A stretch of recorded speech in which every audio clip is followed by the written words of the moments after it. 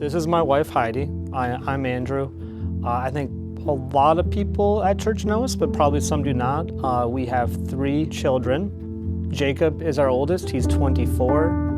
Bella is 20, and she's currently at Adrian College. And our youngest is 14, Bennett, and he is enrolled here at Rochester Hills Christian. Our oldest is special needs. He's diagnosed with autism, cognitively impaired. He is able to do some things. If you've seen him at church, it's actually be surprising if you haven't seen him at church. He's always moving, but he's very mobile. So he's not handicapped in any way that keeps him from being able to move around. But he basically acts at the capability of a 2-year-old. With his words, his actions, he's basically just at a 2-year-old level.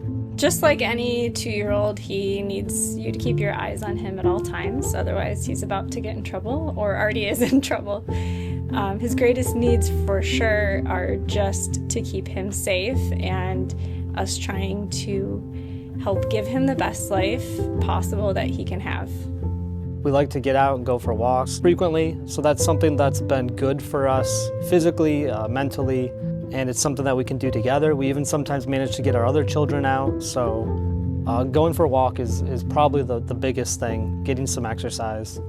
Yeah, we do a lot of walks, sometimes multiple times to the neighborhood, and you go past neighbors and they're like, oh, you're walking again. But it's been really neat how walking with Jacob turns into often, if it's just me and Jacob or just Andrew and Jacob, it turns into a time where we're not with somebody who can talk back to us. So it kind of turns into a prayer of like talking to Jacob, but we're really talking to God. And that can be a really good thing for us to process through things.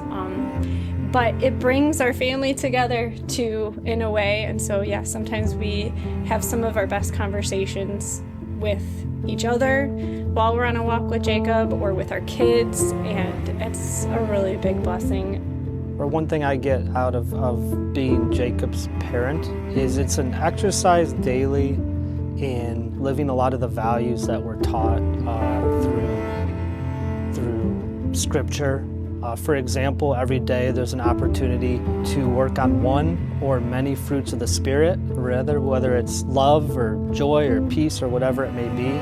Just a dying to self, kind of that we see with Christ as an example, is there's a little bit of that in what we have to do daily, and just putting aside what we want sometimes, what I would prefer sometimes, and just being able to be a dad, a father to Jacob. So I would say I would not be able to get through a single day without being a Christian. Having that strength of knowing that God is with me, that He has a purpose in whatever the day brings, as hard as it may be, that His presence is my joy and my strength, even in the hardest of circumstances. It's really hard to be a special needs parent and try to sacrifice for ourselves sometimes so that the other person gets to have a little bit of ability to just let their guard down. But absolutely, I don't think it's possible to do the life that we have without God.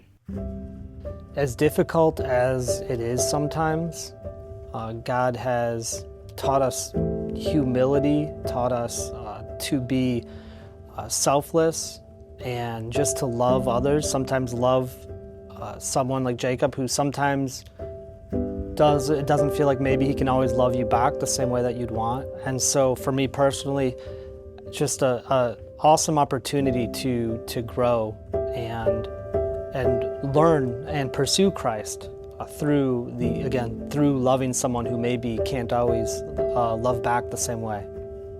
A lot of people have the best intentions of getting married and having this perfect family and having this cute house and everything just being picture perfect. And when God doesn't let that happen, it can definitely feel like a death and something to grieve and a sacrifice. And we know we're not the only people with problems and difficulties, but I think if God let you have that and you didn't have him anymore, that would be the greatest tragedy. So Jacob has caused us to be on our knees, desperate for God to give us the strength to do this.